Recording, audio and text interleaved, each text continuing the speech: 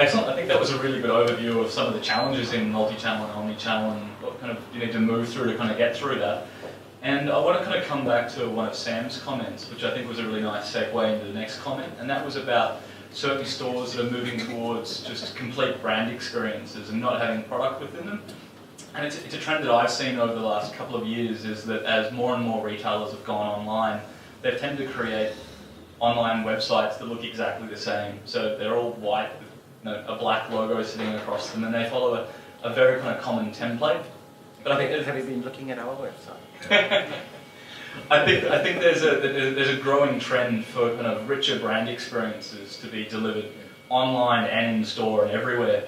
And that's so the next kind of area that I want to bring us around to is talking about integrating better ways to communicate with our customers and have a better understanding of them. So I'd really like to work on, who would have something to contribute about ways to kind of better... We just did that. Yeah. Were you not paying attention? Yeah. I was just going to say, I've just got a client who's just done that body of work, really. So they're in the process of looking at redeveloping their online presence. So they're an established retailer, been around for many, many years, very, very loyal client following. They've had online presence since around about 2011, and it's gone okay for them. You know, it's one of those situations where, you know, they put a little bit of resource into it, but not much, you know. The guys in the warehouse have just got to pack a few extra bits and pieces and push it out the door. So during this process, so now they've gone, okay, well, you know what? They heard the word omni-channel as well. So they've decided, okay, let's start pushing this. So prior to redeveloping the site and doing all of that, we sort of discussed, okay, what do you want to do? And so, of course, the latest and greatest things come to play. So people hear stuff and they go, oh, well, you know, we need Pinterest, we need this, we need that, we need everything else. So what we did instead is we actually got a survey done for all of the clients and pushed it out, added a little prize to it just to get some feedback, and tailored those questions to actually find out what the clients want, what they're feeling about their brand experience in store, as well as the current online, and how much of a difference there kind of was between the two. And then that's basically going to be the foundation to govern the requirements of what that website should be kind of doing. So that's the project that we've done to kind of keep that sort of uniformity between the two experiences and the two channels. But Sanjay, you've got some bricks and mortars, you'd be doing something like that as well, wouldn't you? Definitely, yeah. I mean, and I suppose one thing I wanted to add was, I think from my experience, what ADSL2 and what mobile's done for online retail, I think once the NBN does get operational, I think that's another add another layer to. I mean, the bandwidth is not an issue, because I remember years ago seeing a technology, I don't know whether it died because of bandwidth or because of higher costs involved, where one of your some of your pages on your website that may be very text intensive, a video was getting imposed on top. So suppose everyone has an About Us page, so when you're going there, rather than reading through the whole text who you are, a gentleman was coming and explaining to you, it could be the CEO and the founder, and saying, look, welcome to Pure Baby, and it could be me or it could be someone else, talking about it. And I thought that was a really good technology, but I didn't see that happening, and I thought maybe one of the reasons why it died was they were charging a fair bit to produce those videos in CGI studios, but also maybe the bandwidth was an issue. So I hope that things like that can make a comeback, where if you're talking about that interaction, and rather than having someone sitting in a room talking to the customer, having that video superimposed and creating that interaction. It may be a little bit superficial, but still someone talking is much better than reading the text. So that's what my view is.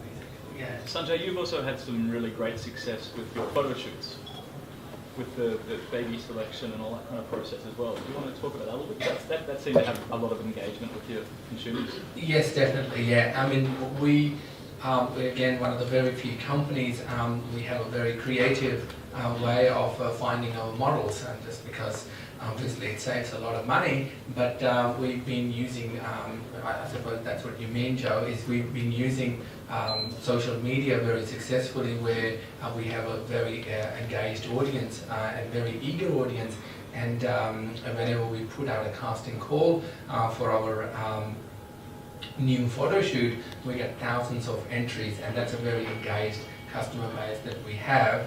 Obviously, it does create its own problems when a certain baby is not chosen, and and the accusations of bias or whatever can fly. So we started reserving the right for whoever we select. There was an open process for a while, but yeah, no, we've used that. I feel we've used that, or my team has used that really well, where we have used social media to not only engage our customer, but also fulfill the requirement that we had, which was finding 8 or 12 really cute looking babies for our photo shoots. Yeah, that's been really good actually. Right. So your baby's just not cute enough.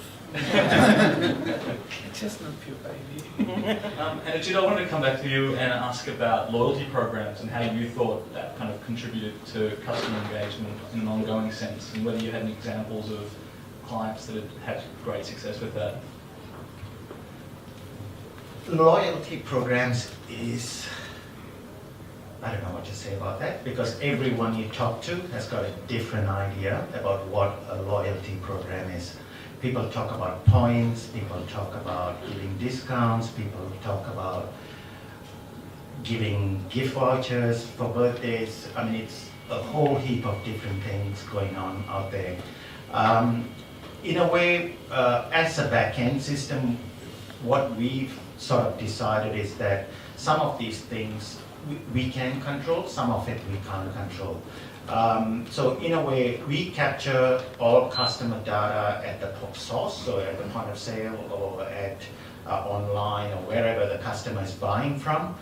We keep records of how much they've spent. We can track all of that. But what we tend to do in a lot of these areas is leave the marketing aspect, promotions aspect to other systems that does these things really well. There are systems out there that does a lot of this marketing. I mean, there are areas, I mean, we try not to get into a lot of different areas. I mean, online store has been one of those things where we've put our toes in and gone, ooh, it's too hard. We are not web developers. We've built a web store and gone, oh, we're not an agency. We don't know what web developing means. Anyway, and I'm sure some of you have had that experience. So what we have done is basically given interface into our system to all the web developers that are out there to access the database of information that we hold, and they can use it any way they see fit. They're all, there's so many different ways of doing the same thing, and it's very hard for us when we are not even in that area at the moment. Totally had something to say. I think that what we sort of see as an agency is a lot of our customers come to us and their idea of a loyalty program is their email newsletter. It's very important for retailers to think beyond that. How can we make a customer feel valued? How can we turn them from being just someone who shopped with us a couple of times to someone who promotes us to their friends and family and to their beyond social network? And this doesn't always have to be through discounts. There are other ways to do it. It's kind of interesting, in a way, the travel industry had it right, like decades ago with like loyalty programs, and retailers just only starting to catch up. Yeah, okay. I have a personal story because I have a great love for Virgin Frequent Flyer program. I am the #1 unofficial ambassador. I can talk about their frequent flyer loyalty program till the end of time.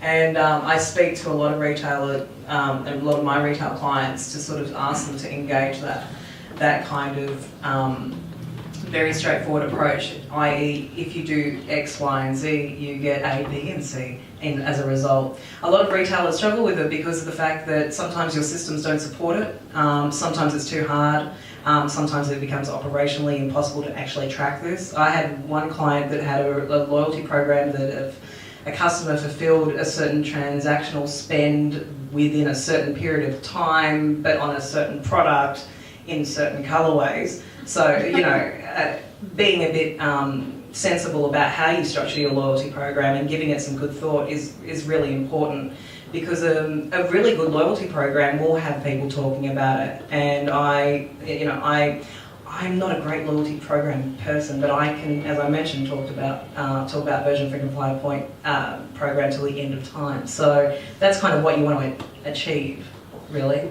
You can talk about it so much, but you get its name wrong. What is it? Version Velocity. Oh, velocity. Sorry, version frequent flyer. Yeah. Okay. I don't read the actual card that I get really excited when I get the card. But yeah. Yeah, I'd like to come back to this and kind of consider the concept of loyalty as well, because I think a loyalty program is really just one of the tools available for brands to grow loyalty.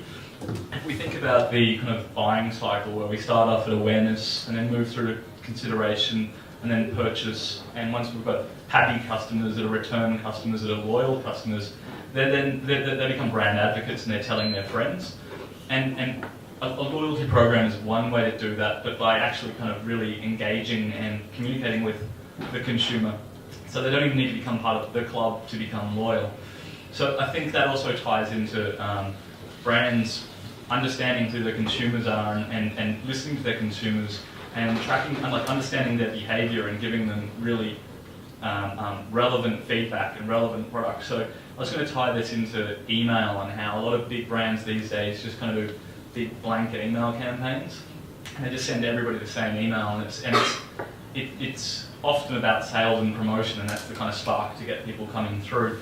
But there's heaps more potential there through emailing. A lot of MailChimp and Campaign Monitor and all these platforms actually give us a really good understanding to kind of know.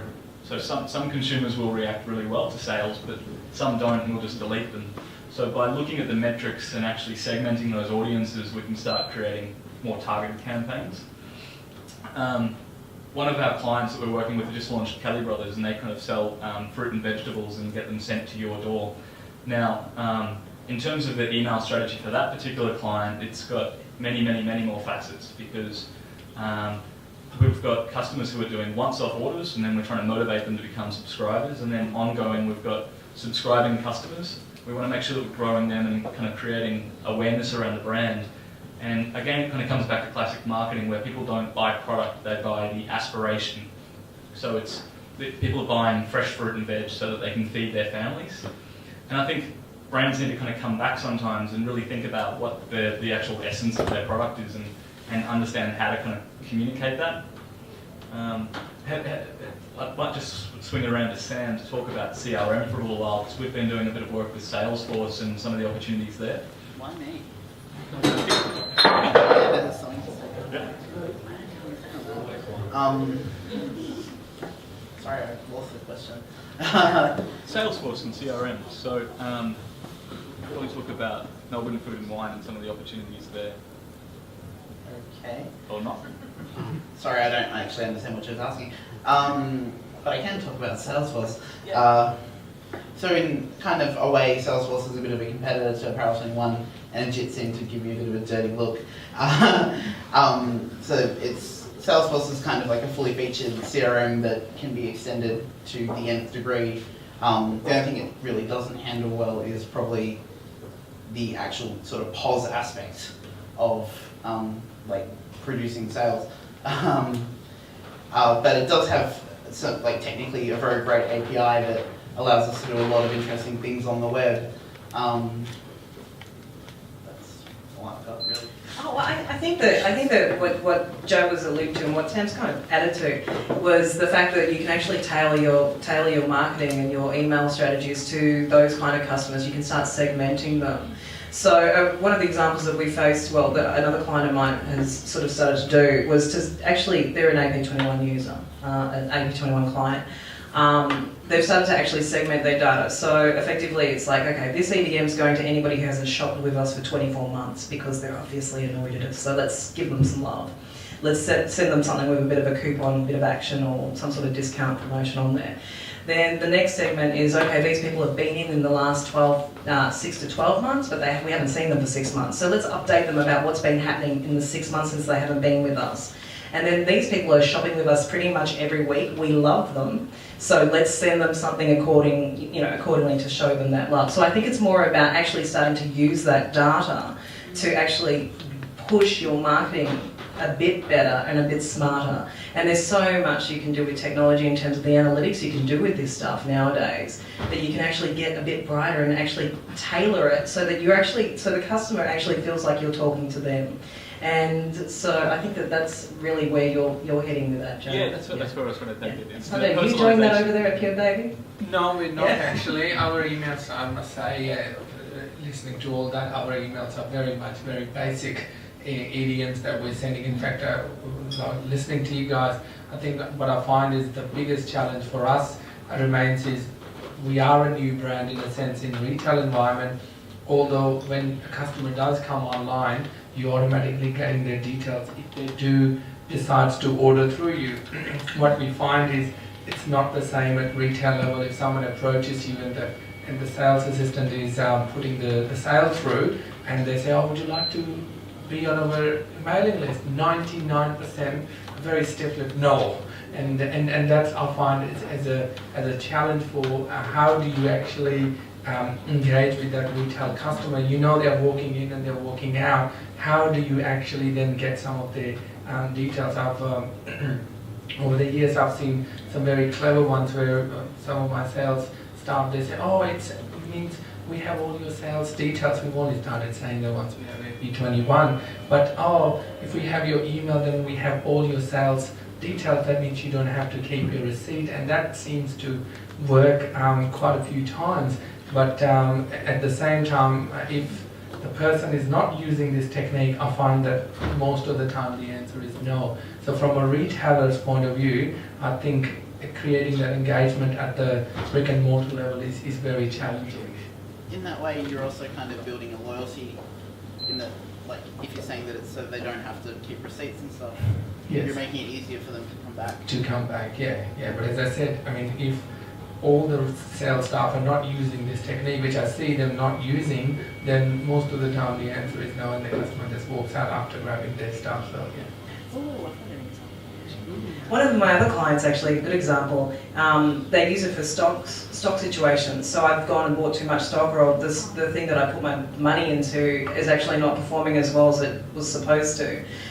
So they do a lot of data mining using the ERP back end to actually identify, so say for instance, I'm in women's wear and I expected this particular dress to be fabulous in the size 12 to 14s, but it's not so fabulous in the size 12 to 14s.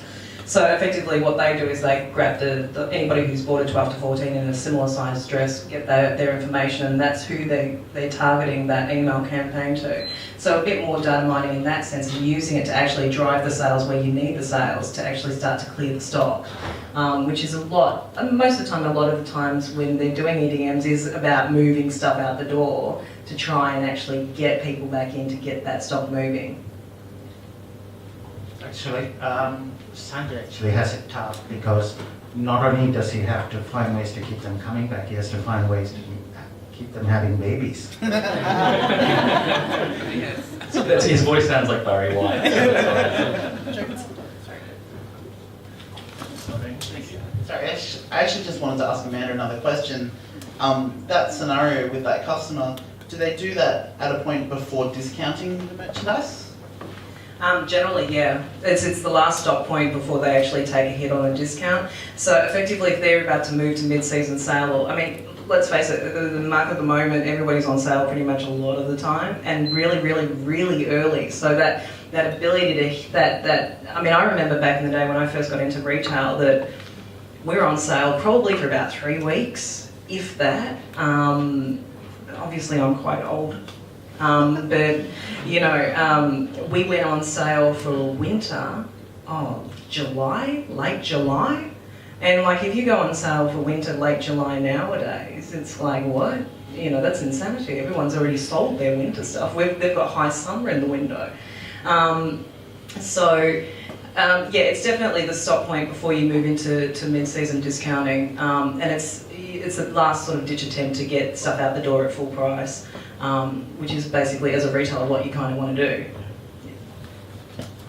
I think another change that probably most brands here would be fairly familiar with as well is the frequency of drops. So, you know, where wholesalers and retailers used to do a seasonal drop and release all their product, then go on sale at the end, that's progressively changing. So having regular drop cycles where you're always dropping new product always gives you something, an opportunity to go back and talk to your audience.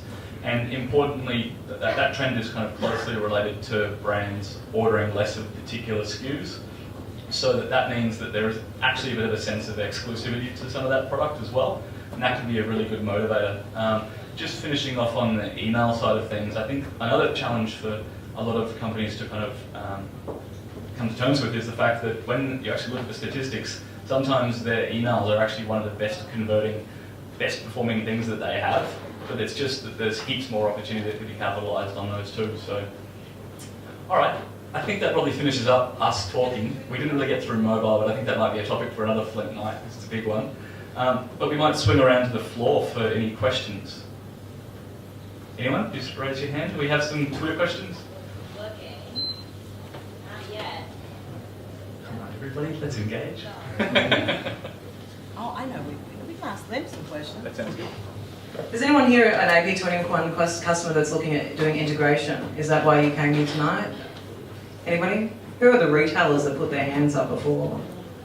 They're all in hiding now. You guys, how come you guys came this evening? I'm interested to see what's out there, what other people are doing, of course. We've got several brands, and we're in the processes of looking where those brands will go. So I'm always interested to hear what other people are doing in the marketplace and what's out there. Have you guys got an online presence already? Yes, Yeah. both wholesaling and retail. Okay, yeah, that's okay. That's a bit difficult too. Wholesale, retail, and online. It's exciting. Yeah. So one of the we have a question. Did you have a question there? Yeah, sure. You skirted around, data and analytics. One of the biggest issues with that is that the web can just produce so much that a company can drown in. Yeah.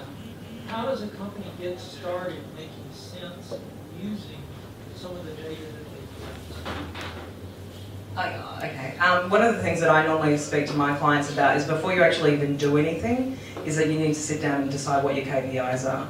Pretty much every company is unique in its own right, and it's quite interesting when you move from retail to retail, they will tell you they're unique. Generally, operationally, they're not that different, but they have a point of difference, be it customer service, be it product, be it, whatever their special gift is. When it comes to data analysis, the important thing is that as a company, you need to actually look at your business and go, where do we measure success? I've gone to some clients where we've gone to start looking at systems, and I've said, okay, well, how do you know you had a good week? And the look of blank, well, we turned over X amount. And it's like, yeah, but how much did you spend? How much stock did you have to have in place to actually support that turnover? So the same deal, standard retail, applies to online as well. So if you're looking at your online business in that sense and you want to measure your data, what do you think is important?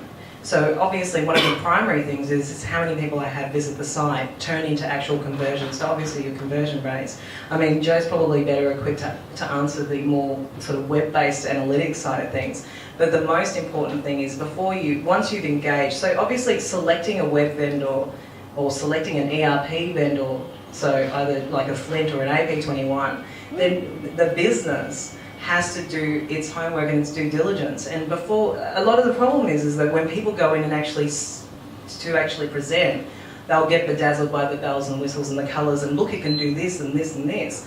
But you have to look at your own business and go, okay, what can we actually do?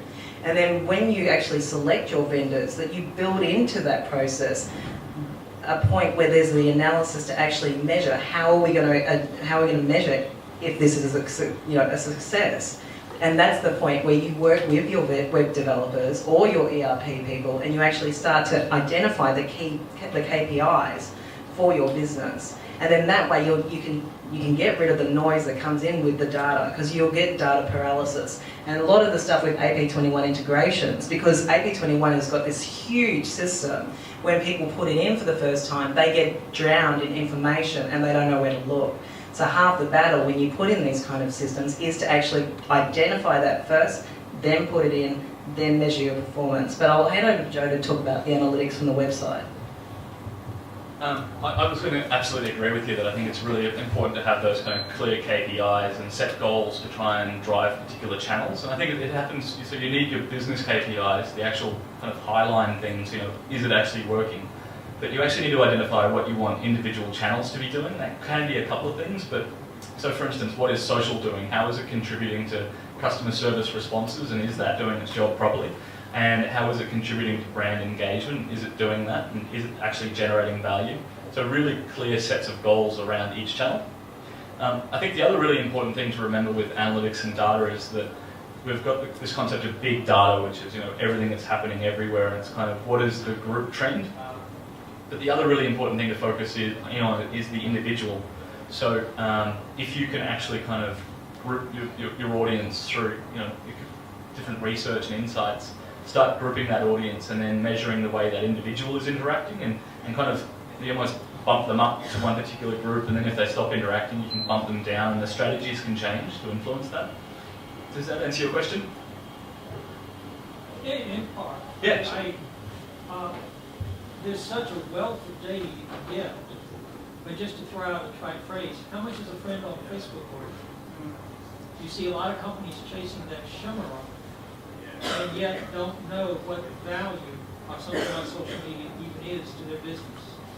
Somebody Absolutely. up there commented, should I be on, what about Pinterest? Well, the question, should you even be on Pinterest? Yeah, absolutely. And I think that's because it's difficult to attribute that sale again to exactly where that traffic was coming from and how it was influenced. So fortunately, like Google Analytics does give some pretty good insights into how users went through that pathway, so you can see what kind of factors had played a role. But it is definitely a challenge to understand the exact value of those individual channels, because if a customer is engaging with the brand and having that conversation, then that's a positive thing that might have a much longer term impact than just that individual sale. So it's important to kind of pay attention to analytics and look for those insights. And analytics and data is always about insights. Yeah, I was just going to add to that, Joe, just finally, just really quickly. One of the things that I think that a lot of retailers do is they do 20 things at one time and then they can't figure out actually which one worked. So, and it's fun to do that, but probably a more staged approach. So your question about how do I know whether or not Facebook is going to work, that's a very valid question, because a lot of retailers out there, maybe their client base doesn't use Facebook. So that's very valid. The only way you can do that is to test it. Start throwing, hold off on certain promotions, throw a Facebook promotion out there, see what you get. If you get nothing, it's like, okay, well maybe my Facebook promotion was a bit wrong. So maybe you try, so that's where you need to engage with your web developers whoever you're dealing with in the digital space and say, this is what, I want to get my likes up on Facebook, what would you recommend? So then you can see how it actually results in converting to a sale, because you can definitely find out whether or not they've had click-through from Facebook. Yeah.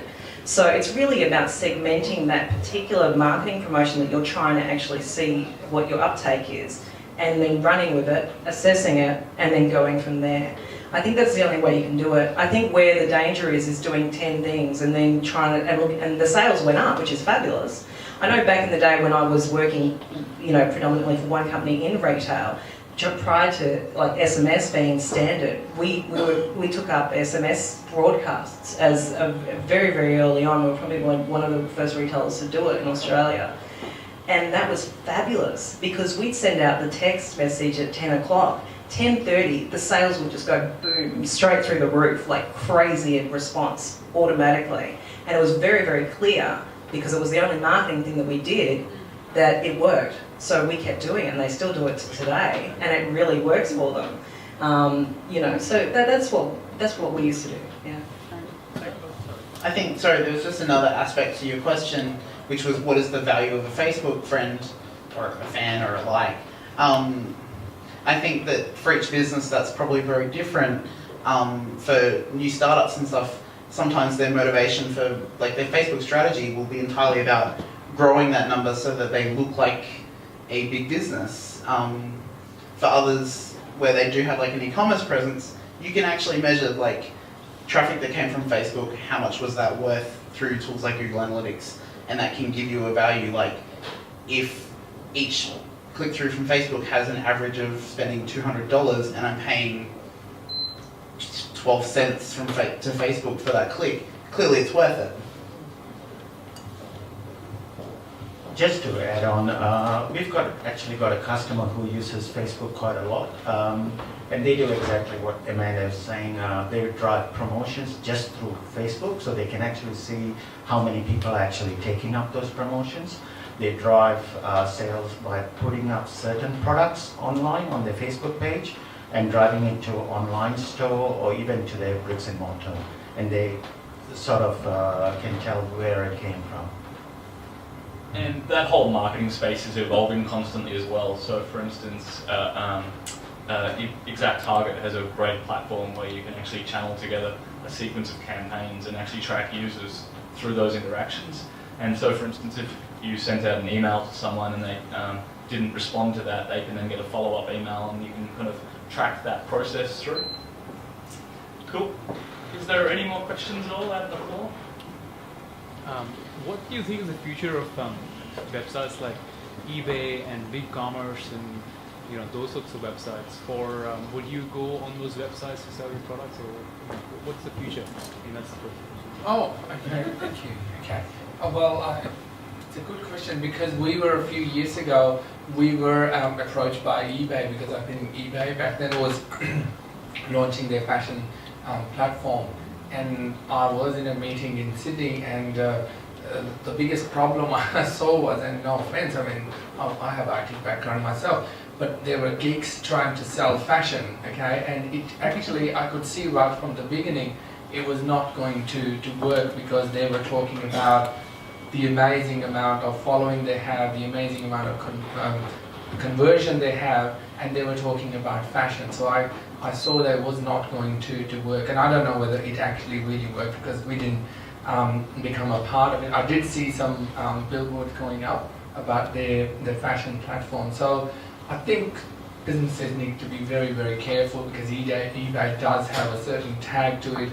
If you're selling on eBay, people are not going to say, oh, you're selling on their fashion platform. They're going to say, oh, they are selling on eBay now. And it can bring a brand down. I suppose the challenge for them is, as they are dying or the new breed of websites is taking off, is how to keep themselves relevant. So that's, I suppose, is their problem. But I think the brands, the fashion brand, I'll be very careful engaging with those sort of platforms.